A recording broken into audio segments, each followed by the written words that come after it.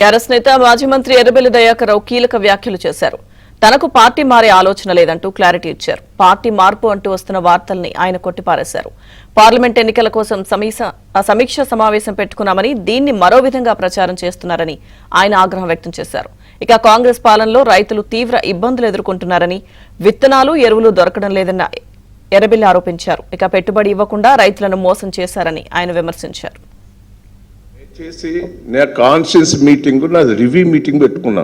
Parliament constituency parliament ఎన్నికల లోపట MLC ఎన్నికల లోపట రివ్యూ మీటింగ్ పెట్టుకొని ఏ మండలం ఏదొచ్చింది, ఏ ఊరు ఎట్లు వచ్చింది, ఎవరెవరు పనిచేసిందని రివ్యూ మీటింగ్ పెట్టుకొని ఆ తప్పుడు ప్రచారాన్ని ఖండించిన కూడా.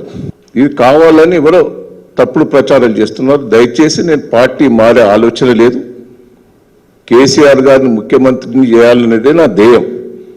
నేను దానికోసమే సిద్ధంగా ఉన్నా. దయచేసి ఇవన్నీ కూడా సోషల్ మీడియా రిక్వెస్ట్లను, ప్రెస్ మీడియా వాళ్ళని అందరినీ రిక్వెస్ట్ చేస్తున్నా.